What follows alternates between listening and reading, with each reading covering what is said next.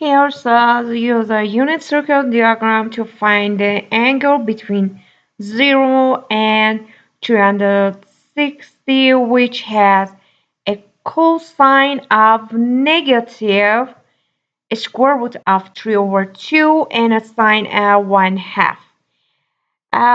Negative, when I talking about cosine is negative, that means here, as I said, always cosine related x-axis, so it would be in the second quadrant or the third one.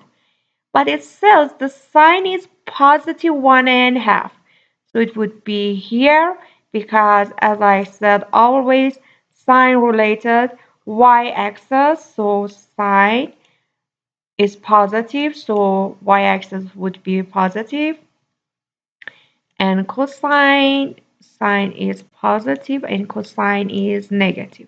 So the second quadrant is located. We know the cosine is square root of 3 over 2 and half is here a square root of 3 over 2 and half is here, which is 30 degree. Now I reflect it across the y-axis, which is here, that make my cosine negative square root of 3 over 2 and 1 half.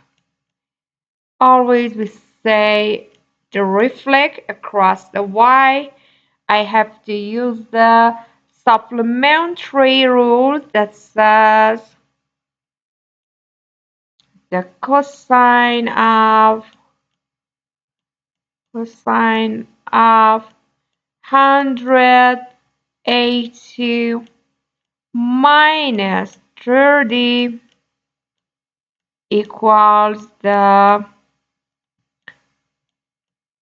negative cosine of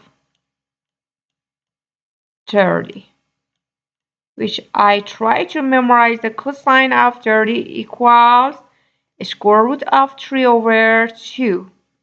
So the angle here would be 180 minus 30 gives me theta would be 150.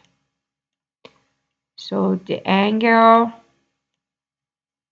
anti-clockwise, we go in the unit circle. So the angle is here, which is 150.